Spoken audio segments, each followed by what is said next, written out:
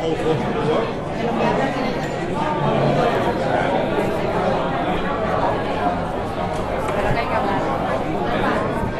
Aviam, sisplau, si poguéssiu anar seient. A veure, la gent que queda fora, si pot anar entrant, sisplau.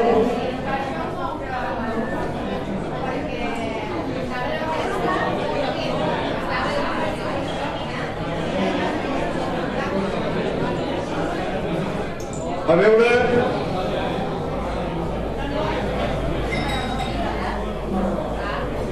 A veure, en primer lloc, allà, sisplau. Una mica de silenci! Allà, si poguéssim estar un moment atents, sisplau. En primer lloc, benvinguts a la Cala, benvinguts a la Brella de Mar, benvinguts a les 73enes piulades a la fresca consecutives que aquesta vegada ens toquen per terres tarragonines. Per necessitats dels nostres ponents, allà, sisplau, per necessitats dels nostres ponents farem el menjar i el Parlament de maneres diferents. Per començar, us vull presentar a n'hi ha que li diuen el jutge rebel, a l'Elpidio José Silva, que com ja sabeu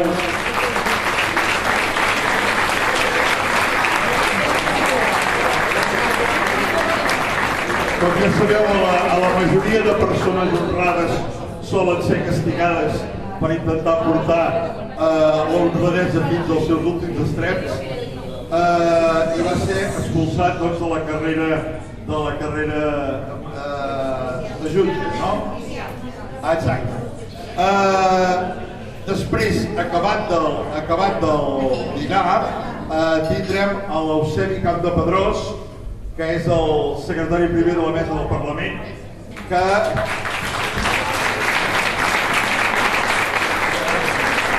també doncs, tindrem un altre tipus de diàleg.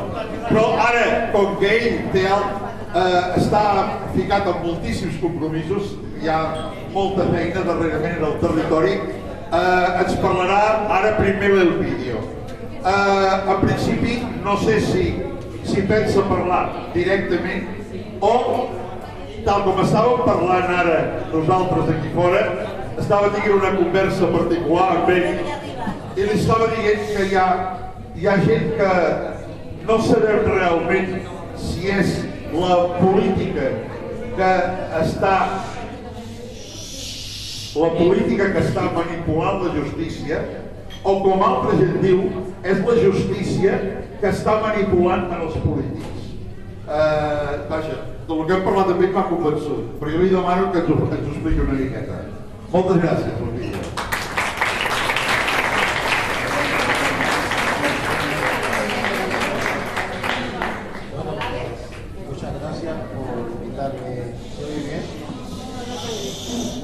Una mica de silenci. Muchas gracias por compartir aquí un día como este con vosotros, un dinar que se tiene que mantener, porque lo que se inició el 1 de octubre es algo muy importante. Es la primera vez que millones de personas, un pueblo además, de una manera organizada y unida, le dijeron a un régimen no democrático, que aparenta ser democrático en España, es la primera vez que le dijeron no estamos de acuerdo, no queremos seguir dentro de una mafia que es lo que estáis montando desde Madrid. Eso es algo que tenéis que mantener, es algo que se puede apagar. Por muy importante que haya sido el acontecimiento, que formará parte de los libros de historia, vosotros no sois historia, vosotros estáis aquí hoy, comiendo, disfrutando, compartiendo, pero viviendo de alguna manera lo que sucedió aquel día y lo que ha sucedido después, que es muy importante. Eso hay que mantenerlo, eso se puede apagar. En España es un país donde se apaga todo. Y lo sabemos porque hace tiempo, por allá por la Guerra Civil Española, apareció por aquí un autor muy importante, Orwell, y manifestó algo que a mí me parece muy interesante que no se olvide.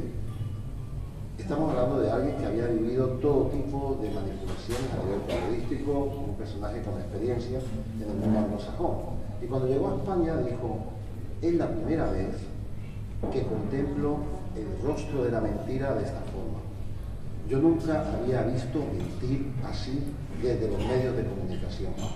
Aquí en España no es que se mienta como en todos lados, es que se inventa la historia entera, completa. ¿Y ahora qué es lo que se han inventado? Se han inventado que un señor que se llama Marchena y preside, por circunstancias del destino que tienen que ver con la gente que le apoyó para presidir ese órgano judicial, que preside la sala de lo penal del Tribunal Supremo, es independiente. Esto se lo están inventando y esto es una historia que uno en Madrid habla con la gente y es una historia normal. ¿Por qué es independiente? Porque no quiso ser presidente del Consejo General del Poder Judicial. Oye, tío, no quisiste ser presidente porque te han pillado. Te han pillado con las manos en la masa. Y tu amigo, Cosaló, porque en el WhatsApp eran amiguetes.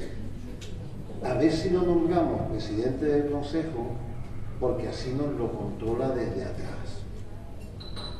Este es el que hoy preside un órgano judicial que pretende ser independiente a la hora de enjuiciar a unos señores que son presos políticos y a la hora de no atreverse ya ni a buscar a otra serie de señores que son exilados políticos.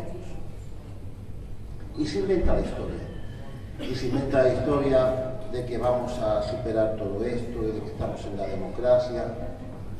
Tenéis que tener la capacidad, yo sé que la tenéis, y sé que estáis en ello, pero nunca os confiéis. Cuando te están mintiendo todo el rato, cuidado que en alguna te la cuelan. Porque es todo el rato. Son todos los medios de comunicación como nunca han estado orquestados. En cualquier tema que les toque. No hay que llegar a esto del independentismo de Cataluña, que no es verdad. Es que cualquier tema que les toque. Los estafados del Banco Popular, los taxistas, los pensionistas, el que se quiera manifestar de no sé qué manera, cualquier tema que les toque, te la van a liar. Y manejan todo el aparato del Estado. Porque ese régimen de poder está debajo del Estado. Cojan la foto del 155 que circula y ha viralizado por todas las redes sociales. Esta es la situación que se está viviendo en España. Una situación que se está prolongando sin parar, de una manera galopante, de una manera brutal, desde el año 2011-2012. Llevamos más de 7 años soportando una mentira permanente, orquestada perfectamente desde los medios de comunicación, desde el aparato fundamental de las instituciones del Estado y desde toda la manta de comentaristas y de cutres que esparcen por todos los medios y por todas las franjas de la información para contarte la misma milonga de mentira todos los días, a todas horas. Esta es la bola que se está viviendo en España. Esto se mueve a todos los niveles, nacionales e internacionales, porque es un régimen de poder que lo que quería, y por eso quería que se acabara el franquismo, y le venía bien pasar por la transición política, es tener la tarjeta para decir que ya eres una democracia y hacer negocietes en cualquier parte del mundo, al menos del mundo europeo. Hubo uno que dio el salto y se fue a Estados Unidos y montó un rollo, montó un auténtico rollete de que en un pueblo de este planeta, Irak, había armas de destrucción masiva. Eso es algo que nos produce risa, pero allí la palmaron cientos de miles de personas. Y a partir de ese hecho se han ido produciendo atentados por el integrismo islámico a nivel mundial y uno muy reciente aquí, cerca, en Barcelona, y aquí también en Tarragona. Porque hubo un boludo que se le fue la olla a todos los niveles mentales, y hablo con claridad, y se le ocurrió sumarse a una bola que él no tenía ni idea. O sea, ¿tú por qué sabes que hay armas de destrucción masiva en Irak? ¿Quién te lo ha dicho? Tenemos 7 espías trabajando allí. todos los días por la patria, por esta que tú defiendes, con los colores de la bandera roja igualdad. ¿Me puedes contar por qué te sumas tú a esto? No tenía ni idea de lo que hacía, pero le daba igual, funcionaba. El mismo que dice ahora que hay que tomar Venezuela. El mismo que dice que a Cataluña 155 a fondo. ¿Cómo que a fondo, macho? ¿Por qué no nos podemos hablar de la dinastía Aznar? De la mafia que tú eres y que está acreditada en los correos de Blesa y que tú has tapado sin parar durante años. ¿Por qué no hablamos de todo esto? ¿Por qué no hablamos de tu relación con Gallardón? Porque a lo mejor hablando de tu relación con Gallardón averiguamos por qué este personaje de Marchena es presidente del Tribunal Supremo en la Sala de los Senado. No os entretengo más. Muchas gracias. ¡Bravo!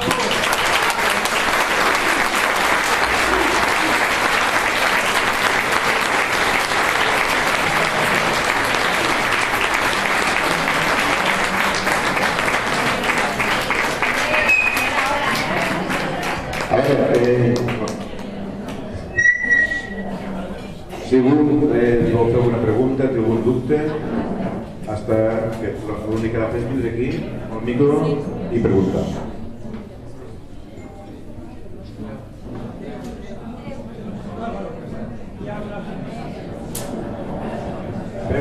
Pregunta m'has dit? Una pregunta. Bé, jo el que vull donar-vos és la benvinguda. Com a alcalde, m'ha tocat a mi.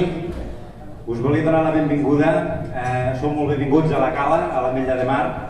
I avui també serà un dinar, perquè ara ho estava veient. És un dels dinars que penso que serà curiós, almenys per la gent que no estem acostumats a vindre als vostres dinars que feu cada 11, a que no hi ha problema si mirem el mòbil mentre dinem, que a vegades sempre hi ha aquella cosa que fa, si mires a les xarxes socials o allò que hi ha. Bé, donar-vos la benvinguda. Us hem fet un detall que us entregaran després, entenc, i a més de detall, és una botelleta d'oli i alguna cosa, una mica més d'informació del nostre poble, i l'únic que pretenem amb això, ara m'agradaria fer-vos una cosa però no ho farem, us voldria fer tancar els ulls però no els tanqueu perquè si encara penseu que us volem hipnotitzar, no, però vull que penséssiu que quan veguéssiu aquest oli, quan féssiu aquesta pantomaca o el que siga, que penséssiu amb el blau de la mar, de l'Ametlla de Mar, i que torneu un altre dia, perquè sé que molts és la primera vegada que esteu aquí. Moltes gràcies i espero que tingueu un bon dia.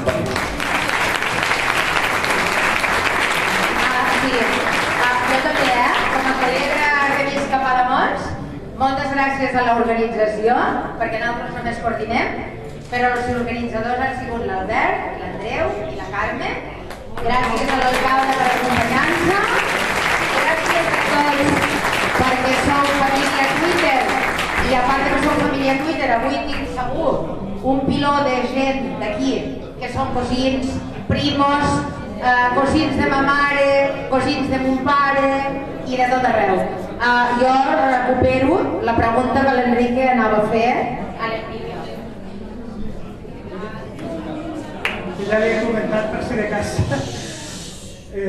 No, només que en la medida que sea posible, en la mesura que sigui possible, explicar una mica com està el tema, com que tu ets advocat de Taxi Companys, i és un nom bastant interessant, pues que si pots explicar-nos una mica com està la problemàtica aquesta, el que tu puguis, el que tu vulguis, i si no pots explicar res, pues moltes gràcies, igualment. Bueno, a ver, nosotros tenemos entre nuestros clientes a unos 2000 taxistas y nosotros hemos explicado ya en muchas ocasiones por qué estamos muy orgullosos de tener esta cuenta de clientes y por qué creemos que es fundamental, porque lo que está pasando con el taxi debería entender el conjunto de la sociedad española, que tiene que ver con el mismo problema del que acabo de hablar hace un momento. España es un país colonizado. España es un país que no tiene capacidad de reacción frente a todo lo que tecnológicamente se está haciendo fuera de España. Las universidades españolas son una vergüenza. España es el único país en la historia que, estando entre los 10 primeros puestos del PIB, ha tenido a la mejor universidad situada en el puesto 300. Esto no había pasado nunca. Esto es algo que al régimen le encanta porque lo que quieren es que haya una cuerda de ignorantes espectacular y que los poquitos que sepan algo, controlados, que no sepan mucho. Opus Dei, nacionalcatolicismo, controlado, a ver a qué colegios van a ir a aprender. Esto no lo digo yo, esto lo dice Suecia. Hay un premio, se llama Nobel. ¿Me dicen ustedes cuántos españoles han ganado el Nobel después de Ramón y Cajal? Porque Ochoa dijo que por España no lo recogía. Ochoa dijo que era ciudadano de los Estados Unidos de América, ¿vale? O sea, hagamos trampa en eso. O sea que España en tecnología es cero, no, bajo cero. Si cogen el teléfono móvil, y ponen la agenda digital española, yo no sé si ya lo han cambiado, sale fallido. El otro día lo hice en TV3 3 veces porque salían las 3 primeras entradas, iban arreglando, pero creo que la primera todavía no llega. Fallido.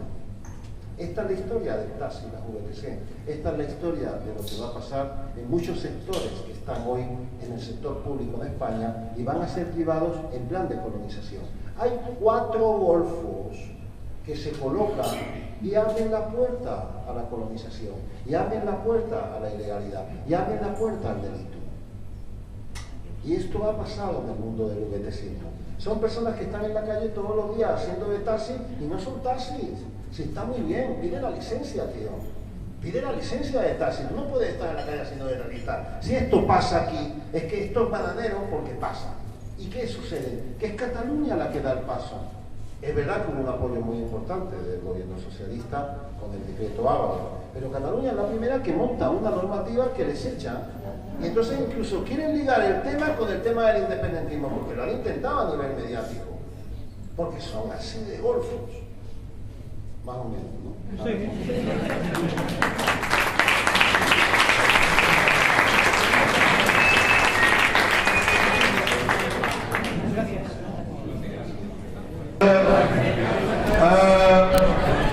Un moment d'atenció mentre ens van servint el cafè.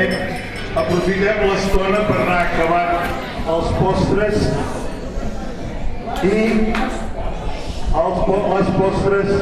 i parlant amb el nostre segon ponent.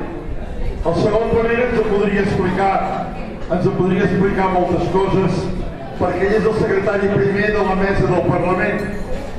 I ara que a la mesa del Parlament ha de parlamentar sobre si fan o no fan consol. Ara s'ho sé millor. Ara en aquest moment estic sense micro ni més bé. És que si no es grava bé. Tenen tota una sèrie de problemàtiques sobre si fan o no fan en el senyor Iceta o el que acabo de dir.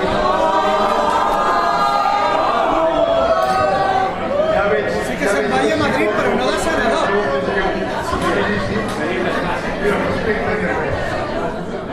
A Madrid sí que pot anar-se, però no de senador. Ens agradaria que obríssim una miqueta el torn de paraula, que li poguéssim preguntar coses més concretes sobre la seva tasca del govern, però per començar a trencar el gel, probablement ens agradaria saber com veus en aquest moment tot el nostre problema de preu, el nostre problema de judici, etc. Bueno, en primer lloc, moltes gràcies als organitzadors de les jornades d'avui aquí a l'Ametlla i en moltes gràcies als coordinadors, que són els que s'han creat realment 73, a part una mica això que m'estic ensortant ara mateix, realment 73 edicions és brutal, i a més que m'estaven dient que ja està lligada a la de l'octubre, amb la qual més brutal encara. I precisament això que dius de com veiem la situació del nostre problema, home, efectivament, jo no vull veure un problema, el problema el tenen ells, i efectivament ells fa que nosaltres en tinguem. En primer lloc, el fet que siguem avui aquí, que sigueu aquí i a més rere mes, cada dia 11 continueu sent-hi, és precisament els que ens fa ser no optimistes, sinó tenir l'absoluta seguretat de que el que estem lluitant al final ho veurem. Perquè evidentment ells els que no entenen, i quan passa alguns dies al judici allà al Tribunal Suprem, que hi anem com a Parlament perquè hi hagi presència institucional recolzant els nostres presos polítics i que diguem la representació del Parlament amb la representació de la sobirania de tot el poble, doncs hi hagi d'alguna manera simbòlicament la representació de tots allà, te n'adones que precisament no entenen de que havent-los ficat a la presó, intervenint les institucions, escanyant l'economia, escanyant les finances, ningú no s'hagi fet enrere. Jo encara no m'he trobat a ningú que digui millor que ho deixem córrer, pensem una altra cosa. Evidentment, hi ha estratègies diferents a tots els partits, però cap dels partits independentistes, cap ni un, no s'ha fet enrere i ningú no s'ha fet enrere. Jo que em permetreu que faci una primera exposició ràpida una mica que explica com hem arribat fins aquí i després, sobretot el més interessant és que feu preguntes, observacions, comentaris i sobre allò anem parlant. I hi ha una cosa que m'agrada remarcar i que moltes vegades no se n'és conscient, que és l'any 2015. A l'any 2015, no sé si recordeu què estàvem fent aquí a Catalunya. Havíem fet el 9N, el 2014, i aquí l'any 2015 ens vam passar tot l'any pràcticament discutint si llistes úniques, no llistes úniques, fins que hi van haver les eleccions plebiscitàries que n'hi vam dir, que hi van haver per les candidatures de Junts pel Sí per una banda i la CUP per una altra. Doncs, mentre aquest any 2015 nosaltres estàvem fent això, a l'Estat el que es va dedicar a fer, i és el que explica on som ara, es va dedicar a fer la llei Mordassa, que és del 2015, va modificar el Codi Penal la redacció del delicte de terrorisme, que queda molt ambigu i el poden aplicar quan volen, ho hem vist en el cas de la Tamara i en algun altre cas, això és del 2015. Van modificar la llei orgànica del Tribunal Constitucional donant-li aquelles facultats de donar ordres que, per cert, només ens les envien al Parlament i tenen facultats que quan s'incompleix qualsevol sentència constitucional podeu ordenar qualsevol institució, qualsevol funcionari a qualsevol poder públic, però només ens ho han enviat a nosaltres. I aquelles facultats sancionadores que recordareu que poden posar fins a 12.000 euros de multa diària mentre no creguis. Això és del 2015. I també van modificar, això sempre ha passat més desapercebut, la llei orgànica del Poder Judicial, que van modificar els efectes que tenien i com s'havien d'aplicar les sentències del Tribunal Europeu de Drets Humans. Fent que hi hagi, aquesta cara sorpresa que posa el company aquí, fent que hagis de fer algun recurs addicional i no siguin automàticament aplicades. Tot això ho va fer l'Estat el 2015.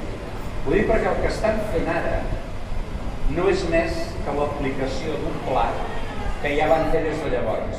Recordeu també que va sortir el judici aquell tinent coronel de la Guàrdia Civil, el Tácito Baena, que el fiscal, que ara també hi ha el judici, ja li va ordenar, oye, tu investiga a ver qué encuentras. I tota la repressió i tot el que ha vingut després és una cosa planificada per l'Estat el 2015. També el 2015, el jutge Llarena és quan el nomenen magistrat del Tribunal Suprem, passant per davant del procediment de 8 magistrats més que tenien més mèrits. Bueno, n'hi ha que els agrada que el jutge Llarena sigui el Tribunal Suprem. No hi ha. És a dir, i tot això per què ho dic? Ho dic perquè també a vegades hem de reconèixer que hem pagat una mica d'ingenuïtat de no analitzar bé el que ens enfrontava. Però així i tot, ningú s'ha covardit i ningú s'ha fet enrere. I tot el que està passant ara, que queda molt representat pel judici, però hi ha molta alta repressió, hi ha els 30 ara processats nous del jutjat 13, etc. El que està passant al judici no és més que la culminació d'un pla repressiu, i pensem que el 2015 no hi havia ni el referèndum, havia passat només el 9-N. Però el 9-N el van viure com una humiliació nacional. El van viure com una humiliació perquè senzillament no pot ser que la ciutadania de Catalunya es pugui pronunciar sobre el seu futur, ni democràticament ni no democràticament ni de cap manera. I a partir d'allí estan aplicant això. I per tant el judici que estan fent ara al Suprem, en aquests moments, i parlant amb les defenses, la previsió és que, òbviament, serà sentència condemnatòria, serà molt dura, i en aquests moments aquestes especulacions de si serà sedició o conspiració per la rebel·lió, no serà per rebel·lió. Perquè per ells és una rebel·lió, perquè ens estem rebel·lant contra l'estat d'ocult, estem rebel·lant contra el poder, ens estem rebel·lant contra el que ells consideren sacrosanto, que és la unitat d'Espanya. Només com a exemple, dos exemples posaré. Clar, jo m'he vist obligat a llegir tota la literatura de Llarena, totes les interlocutòries, tot el relacionat amb el judici. Per exemple, en el cas del Jordi Sánchez, que com sabeu a les eleccions del 21 de desembre va ser cap de llista d'una formació política, li deneguen la llibertat quan ell la demana. Li deneguen la llibertat perquè diuen, bueno, y claro, si ell, además, o sigui, no només no ha renunciat a res, sino que se ha integrado en una candidatura electoral que tiene por objeto seguir el mismo proceso secesionista. És a dir, pel fet de tot, legalment, democràticament, després d'unes eleccions, el votin, això per ells, si la idea és la independència, ja és il·legal. I a l'escrit d'acusació de la Fiscalia, l'escrit d'acusació que dona origen a l'escrit d'acusació definitiu abans d'obrir el judici, el que ve a dir, diu el següent literalment, diu: estaban dispuestos a utilizar, això estigueu atents perquè és la clau de tot, estaban dispuestos a utilizar cualquier medio, incluso la violencia, para conseguir la finalitat criminal prevista. Per ells, el criminal no és la violència. El criminal és aspirar a la llibertat. I per això som uns. I ara ho deixo aquí i a partir d'ara a la vostra disposició, que crec que és millor que contesti les preguntes que vulgueu fer o les observacions que vulgueu plantejar o les crítiques que ens vulgueu fer els que ara hi som, que tot s'ha de contestar. Per tant, moltes gràcies.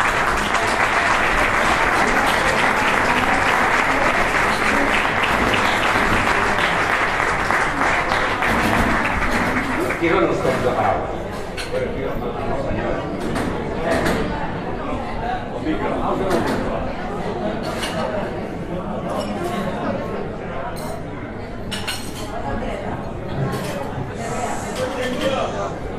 Què fareu al Vicenta? A veure, són dues coses diferents, una cosa que voldríem fer i l'altra que farem.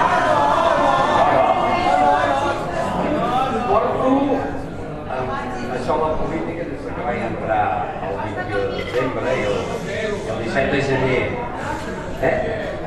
Més un? No tant. Aquí?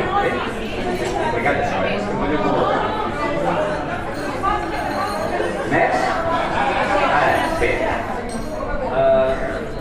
Considero, almenys, amb la meva consciència, que des del 17 de gener del 2018, que es va constituir el Parlament, no he mentit. Per tant, què farem amb l'Iceta? Sincerament, en aquest moment no ho sé. En aquest moment no ho sé què passarà finalment amb l'Iceta, perquè en aquestes coses de la política els socialistes acaben de plantejar, ho van fer d'una manera que ells creien molt hàbil, que era plantejar-ho com un fet consumat.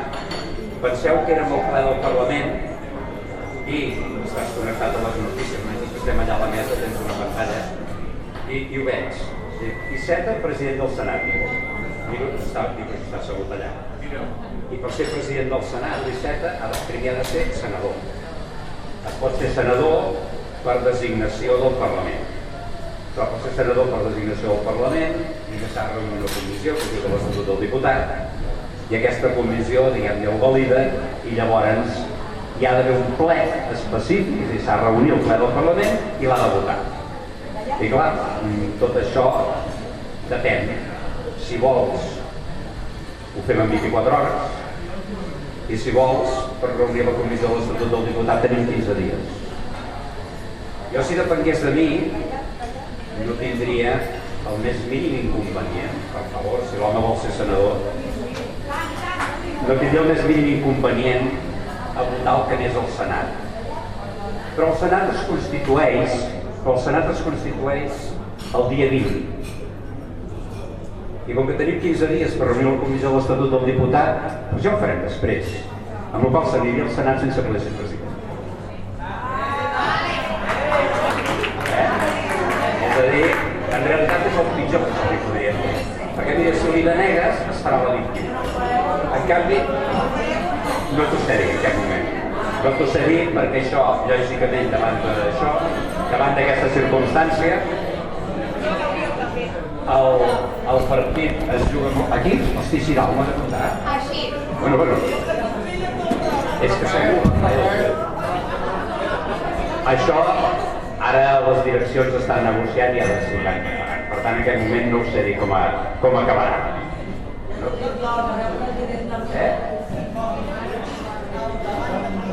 tiro cap aquí i ja està. Per tant, no sé exactament què passarà. Home, la veritat, això sí que els hi vam poder dir, demanar cortesia parlamentària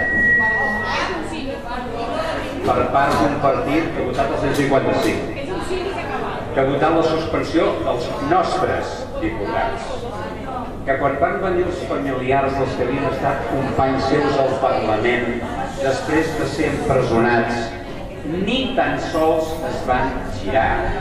Però sincerament, la cortesia que es mereixen és aquesta.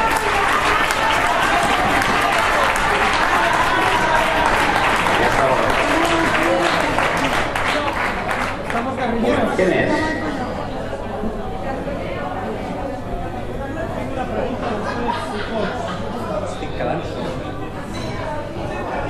La pregunta. Què va passar dimecres?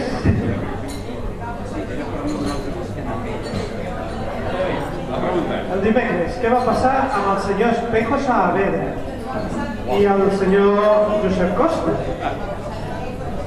Doncs a veure, va passar que el vicepresident primer del Parlament va fer el que li tocava, que és dirigir el debat parlamentari, i quan algun diputat en la seva intervenció insulta a algun altre diputat, o en aquest cas s'adreça de forma insultant al president de la Generalitat, doncs naturalment el va cridar a l'ordre, que és el que ha de fer, i a més és el que té facultat per fer-ho.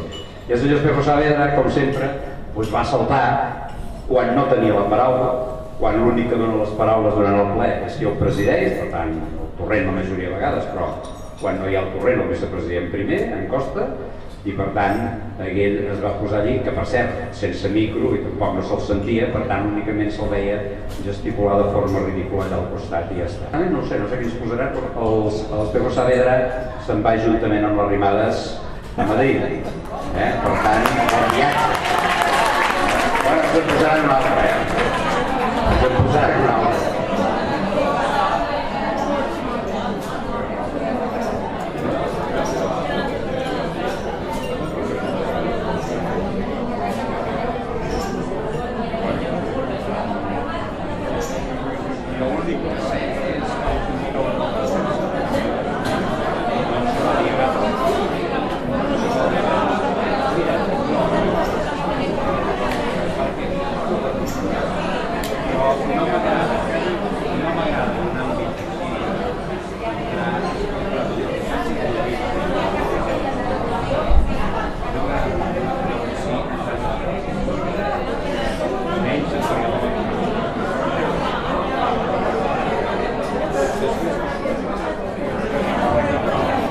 Hi ha algú més que li vulgui fer una pregunta al ponent?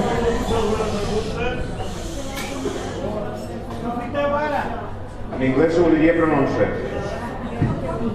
I en espanyol no tinc ganes. Vale, doncs, si hi ha algú que vingui aquí, que agafi el micro i que parli. Val? L'oportunitat que tenim avui, Gemma. I ara...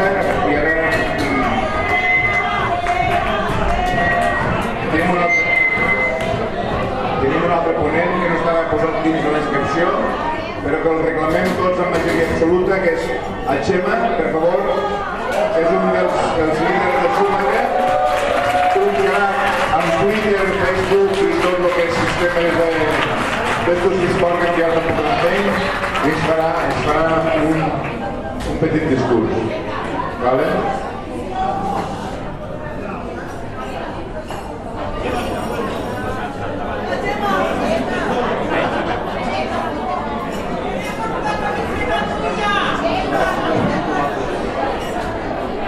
¿Qué dios?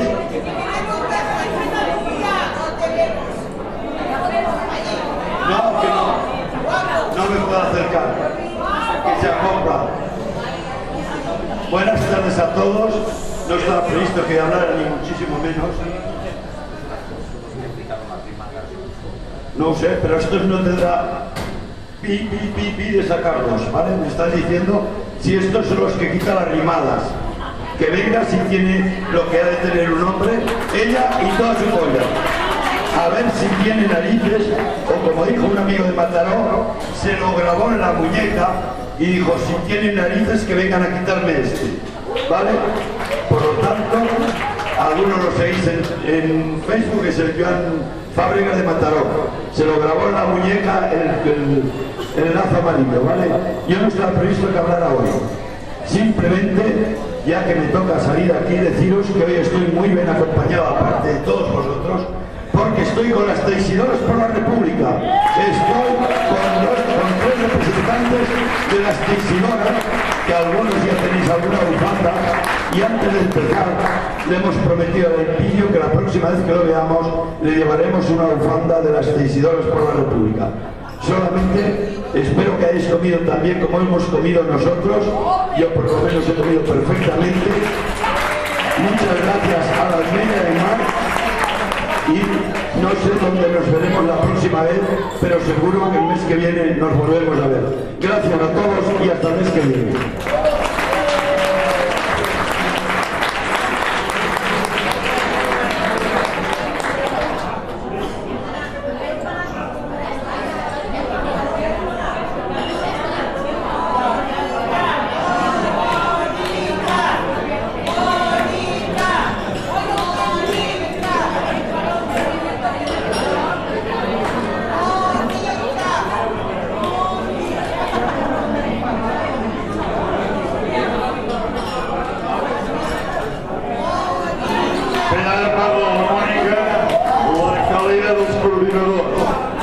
La Mònica i en Jordi no necessitem micro ni per parlar. Sense micro ens escolteu tots.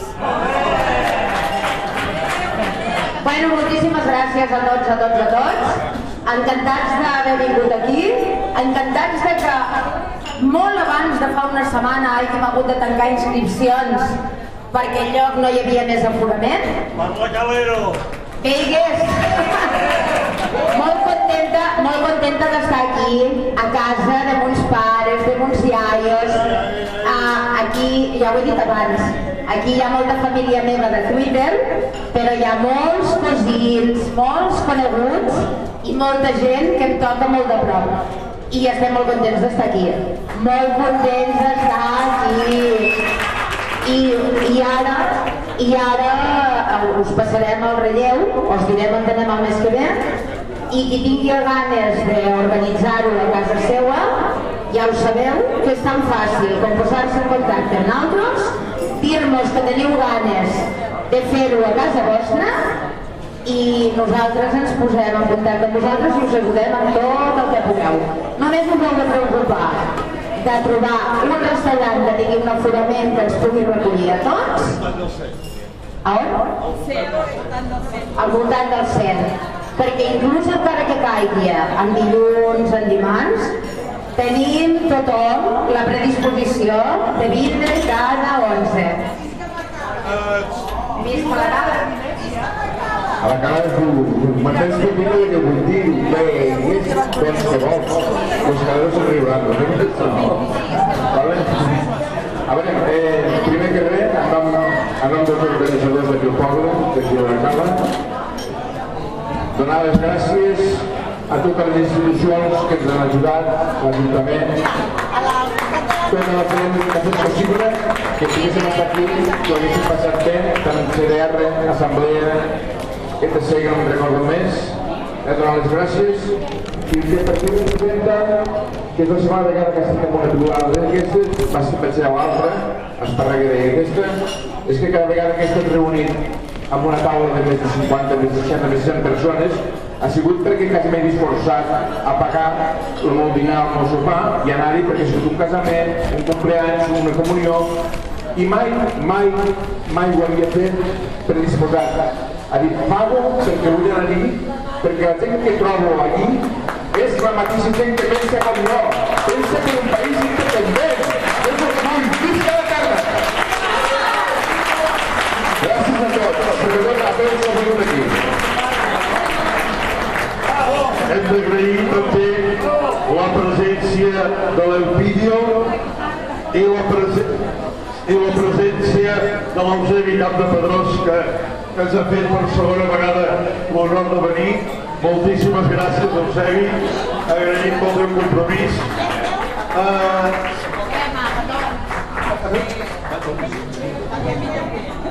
I com és normal, en el final de les nostres piulades sempre desvelem el nom de la població que se'n farà càrrec.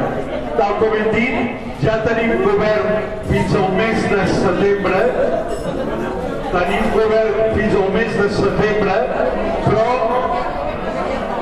fa un moment dues noves poblacions ens han ofert. Per tant, podríem dir que a octubre i novembre els en tenim assegurades. Però, sisplau, tenim ganes de deixar de fer piulades perquè tenim ganes de ser ja una república independent i fotre el camp d'aquest país.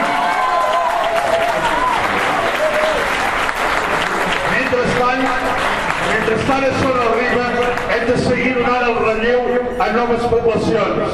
I en aquest cas, se'ns emporta el tòtem de les piulades. La població de Tona. Tona, que vingui cap aquí. Vinga, va.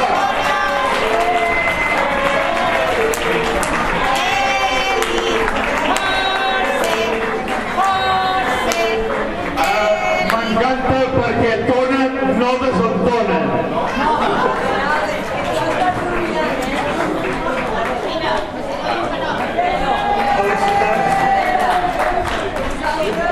I ara us demanem, sisplau, que ens adoqueu unes quantes raons per venir. Vindrem igualment, però doneu-nos alguna raó. Bueno, jo no sóc gaire... És igual. Jo no sóc gaire bona. Fins a les 8 en No. Jo només us diré que Tona és un poble... És un poble que està a 10 quilòmetres de Vic, que és la capital de la comarca d'Osona, que són indepes. De la terra. I, bueno, només dir-vos que sereu molt benvinguts tots, que us farem també de totes maneres tenim el castell de Tona, farem unes visites guiades al camp de les Lloses, que és un jaciment que es va trobar romanos a publicar del segle II abans de Crist i que estarem encantats de que pugueu venir tots a Tona el dia 11 del mes que ve i bueno, us esperem a tots. Vale? Gràcies. I com sempre, demanen unes paraules,